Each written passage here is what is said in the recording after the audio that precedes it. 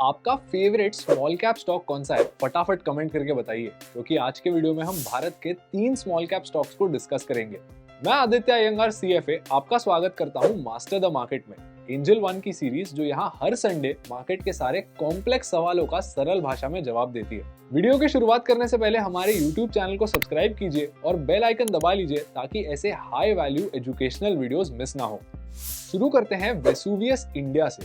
ये company Vesuvius group का part है जो भारत में ऑपरेट करती है और इस पेरेंट कंपनी को रॉयल्टीज और लाइसेंसिंग फीस पे करती है। ये कंपनी रिफ्रैक्टरी गुड्स के मैन्युफैक्चर, ट्रेड और सर्विसिंग के सेक्टर में काम करती है। बेसिकली ऐसे प्रोडक्ट्स जैसे श्राउड्स, स्टॉपर्स, नोजल्स, क्रूसिबल्स और प्री कास्ट प्रोडक्ट्स, इन सारे प्रोडक्ट्स को कंपनी बनाती तो है ही और उनकी सर्विसिंग भी ऑफर करती है। इस कंपनी का जो टोटल रेवेन्यू है वो आधा आता है मैन्युफैक्चरिंग से और बाकी का आधा इवनली स्प्लिट है between the sale of traded goods and servicing. ये कंपनी भारत के मेजर स्टील प्लांट्स को अपने प्रोडक्ट्स और सर्विसेज तो बेचती है और उसी के साथ बाहर के देशों में जैसे यूएसए, यूके, यूएई और ब्राजील एक्सपोर्ट भी करती है। ये सारा काम होता है through the 5 manufacturing facilities that they have in India. अब चलिए पिछले 5 सालों की फाइनेंशियल परफॉर्मेंस पर नजर डालते हैं। इस कंपनी ने अपने रेवेन्यूज को 12% के CAGR पर ग्रो किया है। इस सेम पीरियड में कंपनी का अर्निंग्स ग्रोथ रेट 18% है और इनकी रिटर्न ऑन इक्विटी कंसिस्टेंटली 12% की रही है।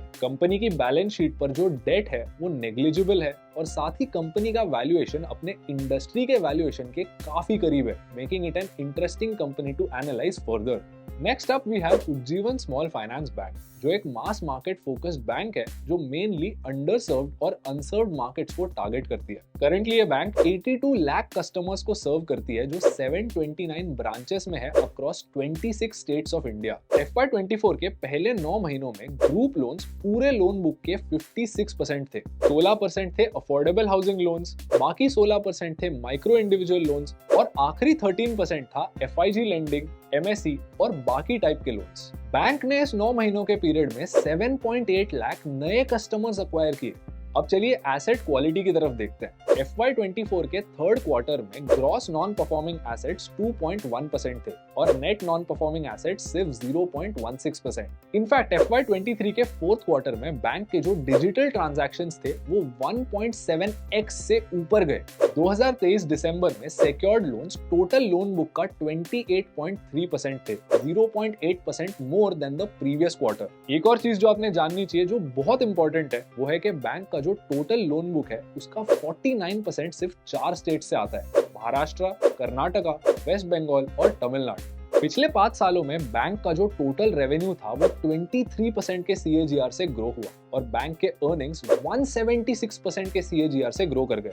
अब ये सुनने में तो आपको काफी पॉजिटिव लगेगा, लेकिन इसके साथ एक और चीज जाननी बहुत जरूरी है कि ये सारे अर्निंग्स काफी वॉलेटाइल रहे हैं। ये इसलिए हुआ है क्योंकि पिछले कुछ सालों में एनवायरनमेंट तो चेंज हो ही रही थी, साथ ही बैंक की साइज काफी छोटी है और बैंक ग्रो कर रही थी। ऐसे सिचुएशन में अक्सर अर्निंग्स में बहुत ज्यादा वॉलेटिलिटी आती है और गेस कीजिए उससे क्या होता है, स्टॉक प्राइस में भी वॉलेटिलिटी आती है। कुछ और की मैट्रिक्स की बात करें तो बैंक का जो कैपिटल एडेक्वेसी रेशियो है वो सफिशिएंट है एट 25.8, साथ ही बैंक की नेट इंटरेस्ट मार्जिन 8.34 पर है।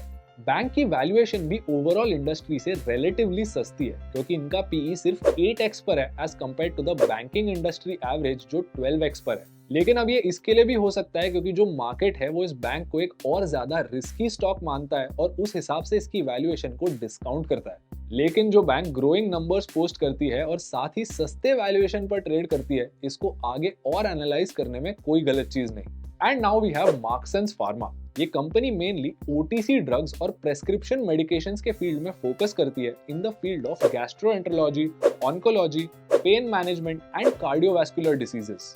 इस कंपनी का 44% रेवेन्यू पेन मैनेजमेंट की सेगमेंट से आता है, 14% आता है कफ एंड कोल्ड के सेगमेंट से और फाइनली 9% ईच आता है कार्डियो और गैस्ट्रो के सेगमेंट से। कंपनी का मेन क्लाइंटेल वेस्ट से आता है with 45% revenues coming in from Europe and 40% revenues coming in from US। 10% revenue Canada से आता है और बाकी का जो 5% है वो बाकी सारे देशों से आता है। अब फार्मा के स्पेस में competitive as research and development से मिलती है, जो इस कंपनी के लिए भी एक मेजर फोकस रहा है। ये करंटली 50 से ज्यादा साइंटिस्ट को एम्प्लॉय करते हैं। इनके R&D सेंटर्स भारत, यूएस और यूके में है। कंपनी अपने टोटल रेवेन्यूज का 1.8% स्पेंड करती है रिसर्च एंड डेवलपमेंट एक्टिविटीज पर, और कंपनी की मैनेजमेंट चाहती है कि ये नंबर आगे जाकर 5% पर ग्रो हो। पिछले 5 सालों में कंपनी ने अपने रेवेन्यूज को 15% के CAGR पर ग्रो किया और अपने अर्निंग्स को 52% पर। साथ ही कंपनी की वैल्यूएशन भी 22 टाइम्स अर्निंग्स पर ट्रेड करती है, वेराज इंडस्ट्री की वैल्यूएशन 32 टाइम्स अर्निंग्स पर है। अब भारत के एवर ग्रोइंग फार्मा स्पेस में लो डेट साथ ही अर्निंग्स ग्रोथ एक काफी पॉजिटिव फैक्टर माना जा सकता है, warranting more analysis for your portfolio. Anyway, आपका सबसे फेवरेट स्मॉल कैप स्टॉक कौन सा है, कमेंट करके हमें बताइए। और अगर आपको इस वीडियो से कुछ नया और इंटरेस्टिंग सीखने मिला तो इसे लाइक कीजिए और एंजल वन के यूट्यूब चैनल को सब्सक्राइब कीजिए। बेल आइकन दबा लीजिए ताकि ऐसे हाई वैल्यू एजुकेशनल वीडियोस आप देखते रह सकें। मैं आपको मिलूंगा अगले संडे, तब तक के लिए keep learning and keep improving.